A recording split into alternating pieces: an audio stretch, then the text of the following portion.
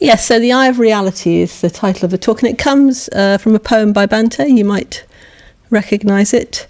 I want to break through, shatter time and space, cut up the void with a knife, pitch the stars from their place, nor shrink back when lidded with darkness, the eye of reality opens and blinds me, blue as the sky.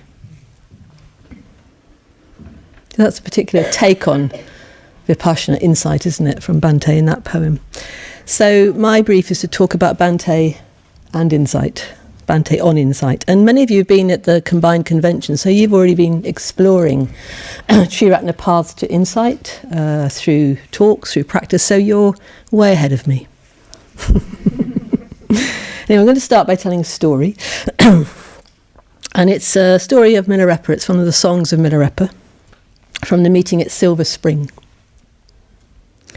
So Milarepa is wandering and napping, which is wonderful, isn't it? He's just wandering, then he has a little sleep. And he sleeps, he dreams of a Dakini, and the Dakini prophesies that he's going to meet one of his heart disciples. Milarepa says, a calmer, exhausted disciple, which I thought was quite an interesting phrase. So he travels a bit further and he naps a bit more. He naps by a stream, and a beautiful young man on a beautiful black horse rides up and says to Milarepa, dear yogi, why are you napping here? And Milarepa in reply says, well, who are you and where are you going? And can you possibly take me across the stream, because I'm old? And the young man says, no, I'm very sorry, I've got places to go and people to see and pleasure to have. And off he goes across the stream without a backward glance. Now Milarepa, holding his breath, enters a meditative state and, walking softly on the water, glides smoothly across to the other side while the young man and the horse are still floundering midstream. So when the young man arrives on the other side, he looks at Milarepa's feet and sees they are not at all wet. And a great faith arises in him.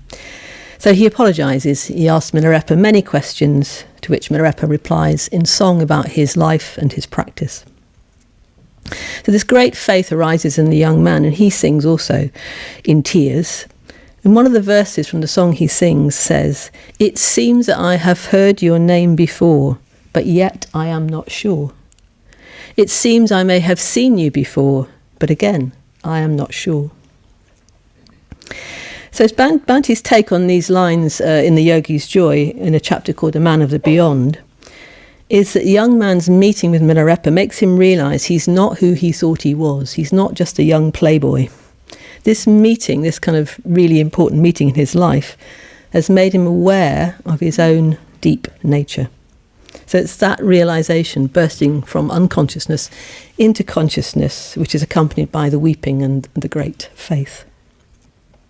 So Bhante says a guru is someone who activates your dormant energies, bringing his own freed up energies in relationship, in contact with yours. That's his primary role. He's not necessarily a teacher.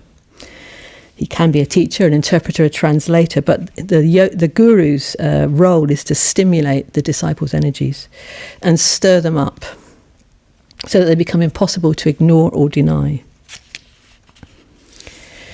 So Bhante says that in the song, in that verse, Milarepa's name signifies his own unconditioned nature. So Milarepa's made a very profound impression on the young man. There's a recognition of the teacher of Milarepa, but also at the same time of something deep within him that he hadn't known was there, and yet he does know it's there because it's not totally unfamiliar to him. So it's a moment of insight, a moment of recognition of his own true nature, and it's his contact with Milarepa that's put him in touch with that. So Milarepa is in some sense a deeper sense of himself. So this means that the meeting is somehow outside time and space. It's a non-temporal meeting. So the young man has an intuitive knowledge of having seen or known that person before, Milarepa, but he is unable to say how or when. So that's what happens when you have a sort of non-temporal experience. You feel you've always known that experience, and yet you kind of have and you kind of haven't. So he's been sparked off and put in contact with himself. So when I read that recently in the Yogi's Joy, it reminded me of my own first meeting with Bhante. Now, I've told this story many times, but it's Bante's birthday today. It's my order birthday, so you can indulge me and I'll tell it again. I'm going to take my cardigan off because I'm hot.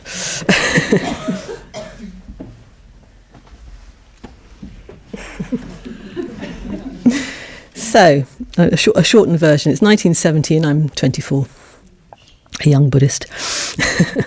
And I already considered myself a Buddhist, but I turned up on my very first Triratna retreat. And I was there for a couple of days. I learnt to meditate. That had an enormous impact on me. And then Bhante arrived on that retreat. He'd been in the States, so he turned up. He turns up in the lounge, a small lounge, lots of people gathered. And I was completely fascinated by him. So he's about 45, doesn't quite qualify as a young Buddhist. He's the Bhante of all those old pictures, the long hair, the big sideburns, the dirty orange robes, the polo neck jumper, the Tibetan mala, the slippers. Very strange kind of visual image, isn't it? So I was completely fascinated by him, and he had such sort of warmth and energy and communicating to people. And he was talking about how he'd been in America. He stayed up all night watching an eclipse of the moon in a commune. So, I could relate to that. But he didn't really fit any preconceptions or pigeonholes or categories that I could think of, really. He didn't look like a Theravadan monk, for example. So later that day, in the evening, there's a talk, and it's one of the Eightfold Path series, and it's played on a reel-to-reel tape recorder. Some of you will remember that piece of equipment. And Bhante sits next to the reel-to-reel tape recorder and listens to his own talk on tape and laughs at his own jokes, which I also found very endearing. But as those words came out of the tape recorder, which I knew were in his voice, and I'd met him earlier, I just had a very strong, resonant experience that I was meeting the Dharma as truth. And it was through Bhante. So that experience was very strong. And it's a bit similar to the Song of Milarepa, because I wasn't familiar with what he was saying, and yet I deeply resonated with it. I really felt this is the truth. I know this is the truth. And I even had a sense that I knew what he was going to say before he said it, which of course I didn't. So it's got that same kind of sort of resonance, that same kind of meeting. So I've always felt and experienced Bhante that he is a man of the beyond. I've never had any doubt that he has some degree of transcendental insight. I don't know what, I don't know where he is. In a way, that doesn't really matter. And that kind of first experience, I guess, has been foundational for me, sort of like a touchstone. And I think it makes me happily a disciple of Bhante. I know it's a bit contentious at the moment, isn't it, discussing discipleship. For me, that's not really a problem, because it's about that connection and that level of connection. And it doesn't mean I don't feel critical, it doesn't mean I don't agree, it doesn't mean I do agree with everything he says or everything he's done. It's about that kind of connection with the truth through him. So I'm going to talk about Bhante and insight, and so I'm saying, well, everything he's ever said, taught, all the lectures I've been to, the seminars I've been in, the personal contact I've had with him, I feel that all that's been imbued with his deep experience of the Dharma. So insight's a big topic. What Bhante has to say on insight is an enormous topic, a huge number of, in a way, that's all he's talking about in a way, isn't it, is insight. Or how to get there. So I'm going to sort of ramble around a few kind of things that struck me in some of his writings. So first of all, what is insight? What is vipassana? What is awakening? What is seeing into the truth? And first of all, Bhante said that vipassana, insight, seeing things as they really are, is the real aim of the spiritual life. So that's clear, isn't it? We know that now. So it's just to remind you that it's a direct, intuitive perception or experience of reality itself. So it's a clear vision of the true nature of things as they really are. It's a personal contact with reality. It's an insight into the truth of the teachings as tangible realities. And it transcends the intellect. I think Bhante says this again and again and again, that mere intellectual understanding, important as it is, of dharmic truths, is not enough. And I think he warns us often of not thinking that because we know something intellectually, we know it in any other sense. So he reminds us about that. And we often use, don't we, sight as a metaphor for describing the indescribable. We see reality, or we awaken. We awaken as if from a dream. So yeah, he keeps reminding us that perfect vision or vipassana is not just an intellectual understanding, but he also, as well as using metaphors of sight or awakening, he also talks in terms of tactile metaphors. So he gave a lecture many, many years ago called The Texture of Reality. So there's a kind of, you can sort of touch it in a way. It's a felt sense. You can feel it. It's not up here. It's not in words, is it? It's kind of, it's felt on the pulses. It's felt in the whole of your being. It's got a sort of, that tactile metaphor kind of takes that truth a little bit deeper, I think. So I'm going to talk about how it arises. Is it sudden or gradual? And all those kind of discussions that we've had over the years. So Bhante talks about insight vipassana as arising as a flash. It can arise as a flash or a glimpse of direct perception, which becomes more frequent and then sort of accumulates into a continuous beam of light, which then does penetrate deeply into reality. So like flashes of lightning in a dark night, illuminating the landscape for a second, and then total darkness returns. But you have had that glimpse. And I remember when I lived at Triratna has it's very dark at night. It's dark sky if there's no moon, completely dark. And I remember a particularly dramatic thunder and lightning storm that happened there. So it was like that. It was, I think there was both sheet and fork lightning. So looking out the window of my room in the darkness, and then suddenly the whole landscape was illuminated by that sort of magical light of lightning, and then complete darkness again. So I go running down the corridor to Samathar's next door saying, Samatar, it's the Bodhisattva. And she opens the door and says, has it arisen in you, Dhammadinna? No, look out the window. It's a metaphor.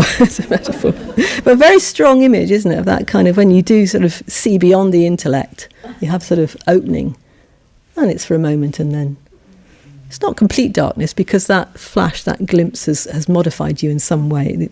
You can't lose it. So it's a very, very different experience from intellectual understanding. So in another passage, Bhante says, as though a veil has been rent and you see things as they are for a moment, and then the veil closes again. But in that glimpse, we do understand the truth of the teachings we'd known for a long time on an intellectual level. And we realise that we did not know it at all, not one little bit. It's not that we understood it partially or fairly well. When you really see, we realise that we did not really know it at all. So again, it's a kind of, the intellectual understanding is very important as a basis, isn't it? Right vision is very important. But once you make some kind of breakthrough, you're in another dimension, as it were, and the two are totally different. So that leads me on to talking about, does insight vipassana arise suddenly or gradually? It's been a discussion throughout the Buddhist tradition, really. And Bhante says, well, it can be sudden, it can be gradual, and in a way it's both. There's just concepts, aren't there, really? And he says something quite interesting. He says how you experience some kind of awakening or opening or vipassana or insight or bodhicitta or whatever you want to call it, dharma niyama processes, it may depend on temperament, it may depend on the method of practice, it may depend on your surroundings or context, or even on karma. So lots of different ways, lots of different people in lots of different contexts. And he says there can be, rather than this kind of flashing and glimpses and a bit more dramatic, it can be a subtle reorientation which softens the impact of insight, and when it arises, it's absorbed more easily. And you might not notice it very much. It might only be in retrospect that you understand that you have radically changed and that you're not going to fall back. That may take quite a long time to understand that. So Bhante also uses images, doesn't he, like the dust on the scales. So the scales kind of tip, don't they? You keep sort of putting your practice dust on the scales, and the scales tip. And the seeds dropping into the alaya. So the seeds of your practice is dropping into the alaya. You're just carrying on practicing, and then one day it shifts. And so turning around in the deepest seat of consciousness. So there's a lot going on behind the scenes, as it were, that's not very obvious. And, eventually you might realise that that's happened. So I was having dinner with Bhante. It was a college dinner with him, I think, some years ago. And people were talking about a book by Ayakema. And I asked him a question. I said, in Ayakema's book, and also in David Smith's book, which was popular at the time, they describe the arising of insight in quite dramatic terms. So I think David Smith talks about the winking out of consciousness, and Ayakema talks about swinging across the river, landing on the other side. So I said, so that's how they describe it. And it's not as though you, Bhante, don't describe the arising of insight as discontinuous with the mundane, but you also talk quite a lot about the more sort of dynamic, temporal, cumulative model, the spiral path. And he has talked about stream entry, that you might not realise that you've broken those fetters. I think somewhere he says until 10 to 15 years later, as it were, when you realise that habit patterns that you've had, they just haven't arisen for so long that they must be dead. And he said, well, for some people it is a dramatic experience, but for most people, I found this quite comforting actually, for most people it's a slow, steady, cumulative process. So the arising of insight can be dramatic, it can be gentle. I think it's important not to take these things too literally, isn't it? It's a breakthrough of some sort or other. He says it's not really like a stone crashing through a window, it's more like a beam of light passing through the glass. There's no kind of resistance at that point. But it can be temporarily devastating. And so if that's the case, those people who do have very sudden, often kind of quite discombobulating experiences, then you need time to absorb that and you need the context to absorb that. So Bhante talks a lot, doesn't he, about the path of vision and the path of transformation. One of his great teachings. So however that arises, a flash or a kind of a slow accumulative process, what do we see, using the metaphor of sight, what do we see in the arising of vipassana or insight? Well, according to early Buddhist tradition, of course, we see the nature of conditioned existence. We see it in terms of the three signs or lakshanas. We see that everything conditioned is impermanent, insubstantial and unsatisfactory, so nothing new there. But we need to see that very, very deeply and not just intellectually. So there needs to be an effect of that seeing on our life. So it might be that we really, really understand that we, you, me, are going to die. If that is, it's not just an intellectual idea or a kind of partial understanding, then your life will change. You'll live your life differently. You might become deeply convinced that an ordinary mundane life just isn't going to satisfy you. I'm sure we've all had that insight because we wouldn't be here otherwise, I imagine. And then we live in accordance with that. Or we see that everything is process or change. There's no fixity or separation of self. And then again, we can't but act in accordance with that. So it's a living experience, isn't it? Some kind of opening is a living experience that cannot but be acted upon. So our task, if we've had some kind of opening, some kind of greater awareness, is to embody that vision, to work, to make it part of our whole life. So to deepen it, to develop it, to clarify it, to cherish it, to cultivate it, and dwell upon the experience, whatever it was, in a reflective way.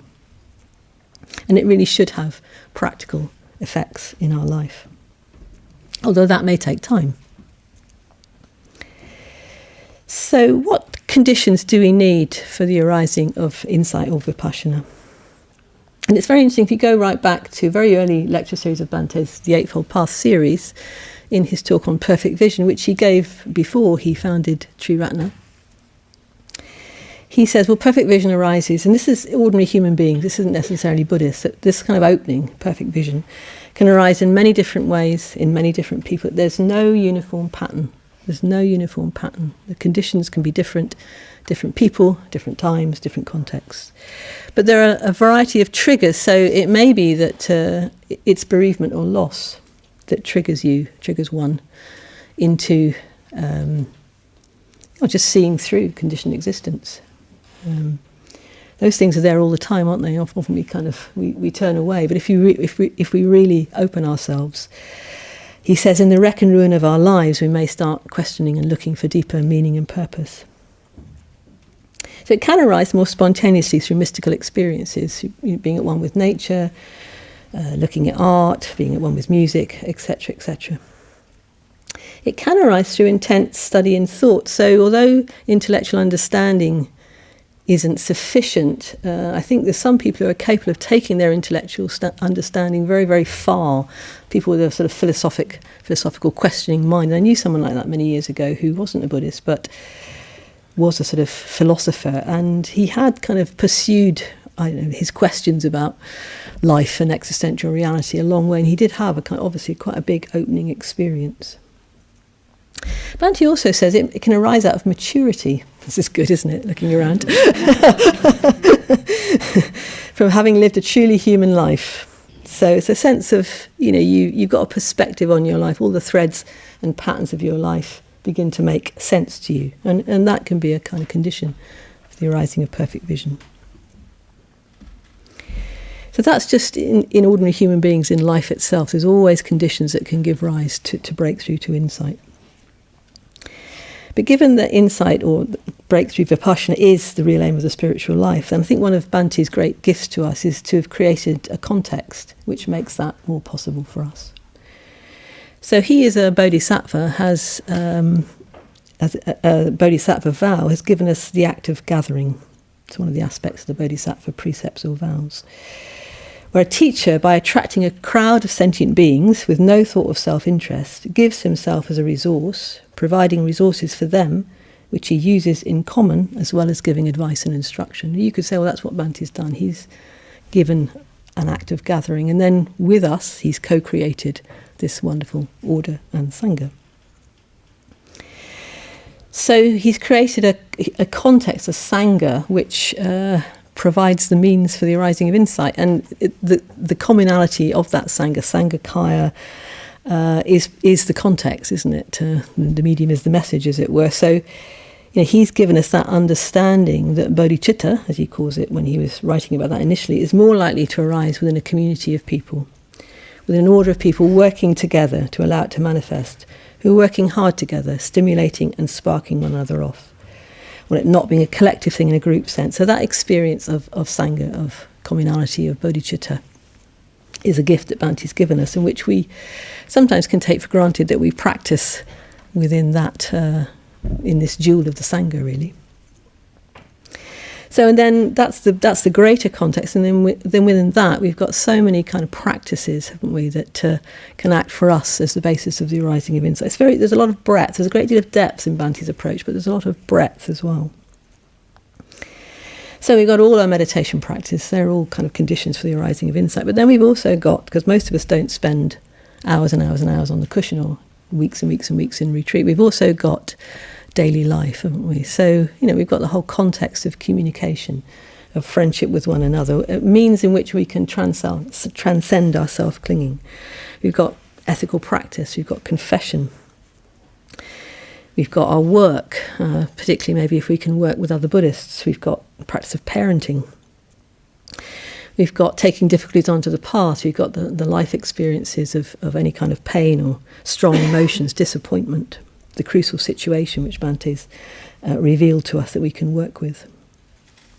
So we've got a kind of plethora of conditions. We've got the overriding condition of coming together to practice, and within that we've got daily, moment by moment conditions for the arising of insight. So one of the things he said recently about insight, it was, I think, a bit in relationship to the direct pointing, which I think he said it didn't sound anything very new. The method is perhaps new, or the technique. So he said, we have many practices of spiritual death. It's important that people realise that insight arises in a variety of ways. People can fix on a particular approach as the way. And then there are degrees of insight. So most of us have some degree of insight, but it's important not to get fixed on thinking that you have got it, we've got it. There is always more to do and further to go. You've not arrived until the knowledge of the destruction of the ashravas has dawned. And we need to remember the 5 aspects of the path, otherwise we will over-identify with one aspect of spiritual death practice. So that's some latest words from Bhante. So he says, and he reminds us, in a way it's not so much about method or any particular method. There are many, many methods, many, many conditions, many, many life situations, as about our intensity of engagement with both practice and life experience. I mean, maybe that's the main message, as it were, that we need to be wholeheartedly involved and engaged in our life and practice. And he says that we need a robust faith as well to meet the inner reactions and resistances that such intensity provokes. I thought, that's worth remembering. Yeah. So sometimes, we have inner reactions and resistances. We blame somebody else, don't we? We blame other people, we blame the context. And maybe it's just to do that we need to develop more faith to deal with the intensity that we're developing. So one of the main set of conditions for the arising of insight or awakening is, of course, meditation, within meditation practice. And I want to just talk a little bit about Bhante's thoughts on samatha and vipassana. So samatha as the condition for the arising of insight. So there's a wonderful quote from Dhyana for Beginners, which is a sutra that Bhante studied in depth, where it says, "Samatha is the refreshment of the lower consciousness, while vipassana may be compared to a golden spade that opens up the treasure of transcendental wealth. Samatha is the entry into the wonderful silence and peacefulness of potentiality, while vipassana is an entrance into the riches of intuition and transcendental intelligence." So that's a quite beautiful poetic expression of those two. So he's got quite a lot to say about the relationship between samatha and vipassana, that samatha is a support for vipassana. I think we're very familiar with that. He's explored that in many books and many seminars. But I don't know if this is still the case, but I think at times people have found that a bit discouraging, because the implication being that you need to have lots and lots and lots of continuous dhyana before you can have any insight. I think there was maybe a bit of a misunderstanding. And I've heard people say they find that sort of discouraging, and they find it more encouraging to work with practices where you're kind of moment by moment seeing what arises in your experience. In a way, it's not particularly different, but I think Bhante's always said that samatha is important, but he talks about it both on and off the cushion, which I'm going to explore. So what samatha practice gives us as a condition is an integrated, purified, unified, harmonious, concentrated mind, a sense of wholeness. One of the things when he's talking about this kind of mind, he says it's also an objective mind, which I thought was interesting. He said it's not just illumined, elevated, controlled, focused, harmonious, pure, and so on, but it's objective in the sense that it's without bias, prejudice, or preconceptions of a psychological or cultural conditioning. So there's a sense of kind of wholeness, isn't there, that you're not divided in any way. You've given up bias and prejudice. So yes, the texts talk about developing all 4 dhyanas, and on the basis of that, introducing reflection, and on that basis insight can arise. But Bhante, I think, has always taken a broader approach than that. So he talks about developing samatha or dhyana off the cushion as well. He describes meditation as an uninterrupted flow of skillful mental states. So he doesn't say where you are when you're experiencing that uninterrupted flow of skillful mental states. He also says it's not a state in which we are in, but it's a way in which we reorganize our lives. So again, we reorganize our lives so that we can give birth to a more whole, unified, purified, integrated mind. So in a way, the context that he's created for us, and we've co-created the context of the Sangha and all the different things we do within it, enables us to become more integrated. It enables us to have that kind of mind without necessarily sitting on the cushion all the time. I think that's, again, a great gift, isn't it, that Bhante's given us. He says that if you are organising your life so that your mental states are uninterruptedly positive, when you sit down, you'll just sort of pop into dhyana, as it were. sometimes it happens, isn't it? Sometimes these things happen. These things happen when you're least expecting it, don't they? So I think what he's trying to say is that some degree of samatha needs to be present for insight. But samatha in and of itself is limited because it's dependent on conditions and you can lose it. We all know that from, we have some degree of concentration when we meditate, we get up, something happens and we're in a bad mood. Or we come off retreat, we've had maybe a long flow of dhyanic meditative states and we meet the world and it's much more difficult, isn't it, to maintain those states. So that's the difference between samatha and vipassana. Any kind of opening or insight, flash or glimpse or accumulative understanding that you've gained cannot be lost. By its very nature, you cannot lose an understanding, a seeing into reality. So I think his main message about that is we just really need to be developing integration and wholeness. And we've got so many different ways in which we can do that. Our ethical practice, confession of unskillful activities, living our life in such a way that we're not compartmentalised. We're not doing one thing here and one thing there. We have, very open friendships. All the different things that we have help us to create integration. So sometimes samatha and vipassana is seen as separate and even discontinuous, and sometimes in the tradition some practices are put into one bag and some into another, aren't they? So some teachers and translators put, for example, the Metabhavana into the just merely samatha bag, as it were, and Bhante doesn't really agree with that. He says he thinks that in the tradition they can be too sharply differentiated and that really there's no hard and fast distinction. One can arise naturally from another. And the aim of all practices is the arising of insight. And practice is a single vision of spiritual development whose aim is transcendental insight. So again, you've got that kind of sense of continuity with no clear line between samatha and vipassana. So we can be reflecting on impermanence and insubstantiality in any practice. The difference between a samatha and a vipassana practice is not always clear. And I guess this has been made, isn't it, more apparent in the recent 5 aspects of training that we've been exploring. So you're looking for spiritual depth in mindfulness of breathing, you're looking for spiritual depth in Metabhavana practices, Brahma Viharas, and they do act as a basis for that. So it can seem to arise spontaneously, insight, but Bhante's never been happy about the idea of dry insight. There are traditions that think that dhyana is a kind of sidetrack and really insight just arises without dhyana, and he doesn't really agree with that. He says if there's been some kind of breakthrough, some kind of seeing, some kind of opening, there will be some dhyana factors or just access or neighbourhood concentration present. There'll be something, some element of a unified, integrated mind as the basis. And I was remembering that many, many years ago, I was working, so I was temping and I was, commuting and got home from work, and that kind of being in an office all day and computers and typewriters and then on a tube and etc., and so really not in a dhyanic state at all, or even a skillful flow of positive mental events. And I got home and I thought I just need to meditate, and I sat in front of my shrine doing a just sitting, and everything just fell away. It's just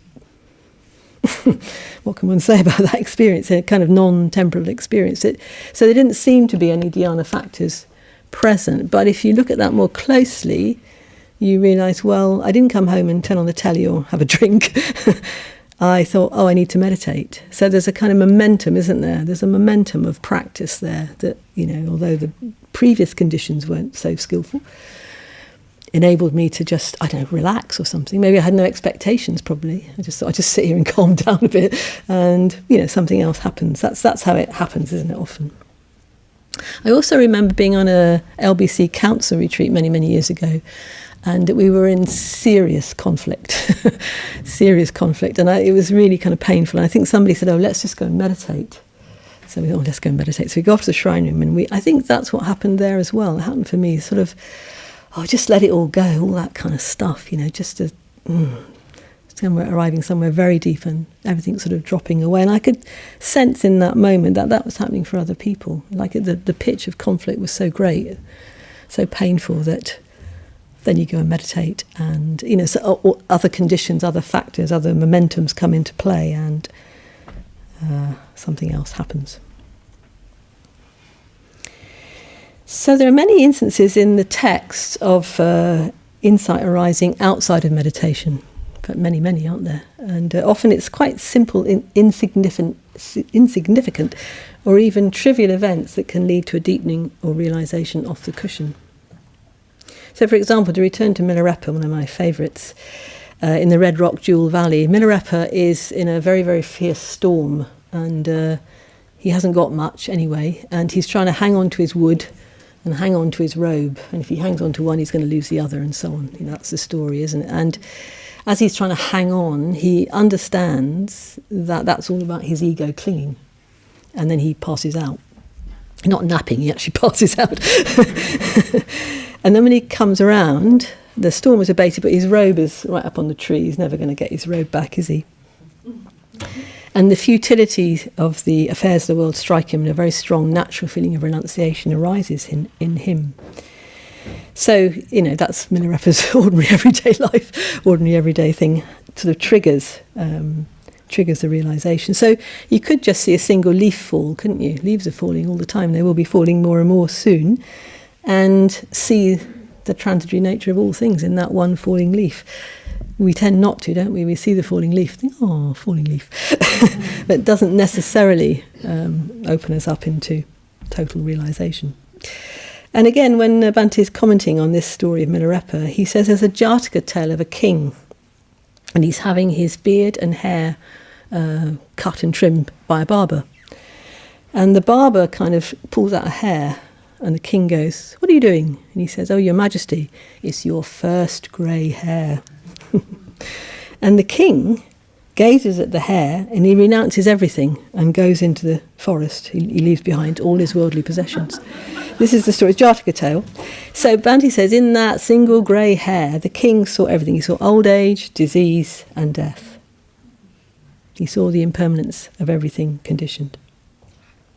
So those things are happening all the time, aren't they? Leaves are falling, pots are breaking, water's trickling. These are some of the instances in the Zen tradition and the Therigatha where insight arises. iPhones break. No! And we see the impermanence in everything conditioned. But to do this, and this is Bhante's comment on this passage, he uses it as a way of talking about mindfulness. To do this, to really see when the leaf falls, to really see the whole of conditioned existence in that one leaf falling, we need a certain amount of openness and awareness. A kind of awareness that takes notice of every detail of experience, especially thoughts of me and mine. So Milarepa has that kind of experience. He has vigilant, unremitting, constant awareness and mindfulness of everything that's happening around him and everything that's happening within him. So although when these kind of insights arise, they seem spontaneous, I just saw a leaf fall and boom, I'm enlightened.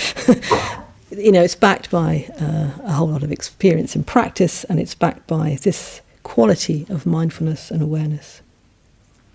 He says all you can really do is try and stay awake, to keep watch over yourself, especially with reference to small, seemingly insignificant things that we do or say or feel, and take in their implications. And then the task is to recognise what your observations about yourself are and do whatever you need to adjust your attitude. So impermanence is around us all the time, isn't it? If we just look and see it's there, in a way we don't need any special methods. Impermanence is there, we just need to look. But to look, we need the mind of samatha, created in some way or other, so that we've got a mind that is whole enough to really see those implications very deeply. A little poem of Bhante's. The world is full of falling leaves, of wistful things that come and go, flights of swallows through the skies, footprints of starlings in the snow. Only one day the summer rose, across our path her scent can fling, not long the crocus of the spring. So there's a sense that Vipassana can arise in a sense spontaneously from samatha, although there's a lot behind it. But he also says it doesn't necessarily arise spontaneously.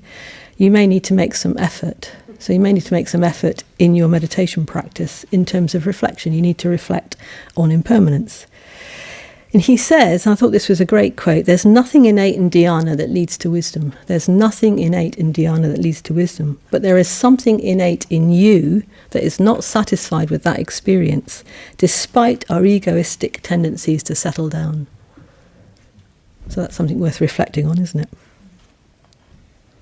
So there's something in us, and dhyana isn't separate from us anyway, isn't it? If we're in a flow of constant positive mental states, and it's a way we're reorientating our life, that may all be very sort of positive and creative and flow along nicely, but that's not necessarily going to lead to wisdom. There's something deeper, a sort of existential suffering, isn't there, about, things don't fit quite right. It's the kind of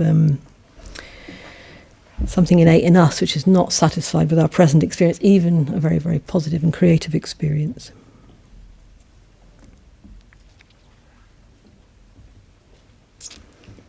So when we're talking about insight, we can't really talk about it. I've spent quite a long time talking about it. We can't really, because it can't be described in words. So you're kind of always touching into paradox, I think, and Bhante's always telling us, don't be so literal, don't be so literal, don't be so literal. He referred in something I came across recently as the Mara of literalism. Literalism is a Mara, where we want to pin things down. And again, it kind of pins us down to our intellectual understanding. And we're talking about something that goes way beyond words and concepts. So paradox is a way of approaching vipassana reality, isn't it? So it's sudden and gradual. It's spontaneous and it needs effort. It's gentle and it's shattering.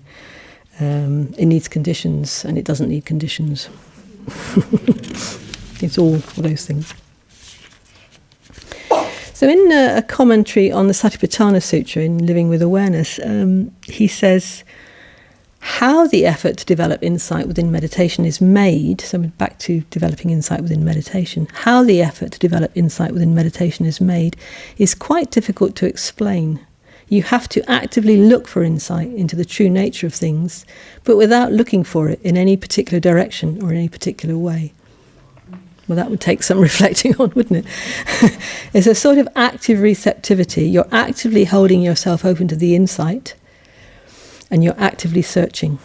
So you need both. And I thought an original story of Milarepa, where Milarepa has this constant vigilant awareness. He's practicing very, very intensively, and yet he's napping by a stream. He's got that sort of spontaneous ease as well, hasn't he? So sometimes we try too hard, and we need to let go. And then, maybe one of those times when we're just peeling the potatoes, the eye of reality will open. So yes, this is a sort of meander or ramble through some of Bhante's thoughts about Vipassana. And one of the things I haven't talked about very much is, I think, a context for the whole endeavour, as it were, is Bhante's emphasis on the imagination. And within that, on aesthetic appreciation.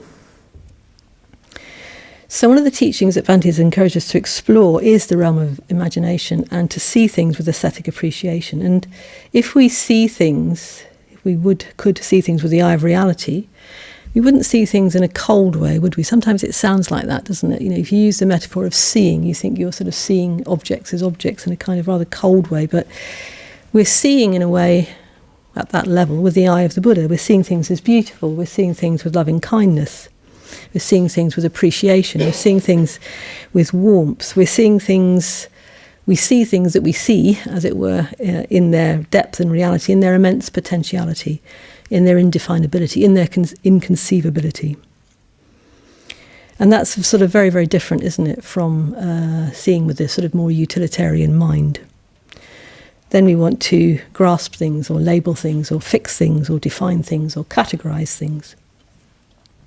We see things and we think, can I eat that? Can I take a photo of that? We have a sort of grasping approach to it. We want to do something with it. Whereas this kind of way of seeing, and the eye of reality opens, is we see everything as beautiful. So Bhante has a great deal to say about seeing in that kind of way. I think another approach he has to the opening of the eye of reality is he really focuses on positivity, on the spiral path, the accumulation of creative mental states, and the kind of limitless nature of that seeing into reality. And I think he doesn't really talk about getting rid of the ego, Bhante, does he? Because, you're trying to get rid of something that is an illusion anyway, so why bother talking about it in that sort of way? I remember when he first came back to England, he talked about going to a talk by Christmas Humphreys, who was talking about hacking off great bleeding lumps of ego. So I don't think that's Bhante's approach to the thing at all. He wants us to expand, doesn't he? He wants to expand beyond our kind of self-clinging and our fixity. And he talks about that very, very much in terms of the metta bhavana. The metta bhavana is a practice, that is a condition to the arising of insight, because if you really do feel metta for all sentient beings, you've kind of gone out beyond that kind of limit of your ego nature. He talks about we expand and then we kind of naturally circle back to ourselves. That's in a lot of what we do. We kind of expand a little way and we come back. But at some point, if we keep practicing with the right kind of intention and momentum, we'll kind of break through that barrier of ego fixity and we will really feel love for all sentient beings. So overcoming the ego is not, again, it's not just an idea, it's an experience, it's a way of life imbued with wisdom and compassion. So I've just rambled around some things that struck me about Bhante's approach to insight. There's many more things I could have said and wished I had said, or could say on another occasion. So I hope that's kind of given you some things to think about. So I think we do have a wonderful context for practice. We have our order and sangha, which is itself a condition for the arising of the bodhicitta. And within that we have so many practices, both direct and indirect, as a basis for wisdom. We need to not take things too literally. We need to consult our own experience. We need to work out what works for us. We need to not compare ourselves with other people. If someone else has an enormous breakthrough and you don't, that's them and this is you. That doesn't help, comparing yourself to other people. So I think he's given us a great deal of breadth in the ways in which insight arises, but he's also asked us to apply depth to all those conditions, that we engage with our life and practice moment by moment with wholeheartedness, with intensity, but also with relaxation and receptivity. So I'm going to conclude with another very short poem by Bhante. A golden flower held up an answering smile. Just that, no explanations, words defile.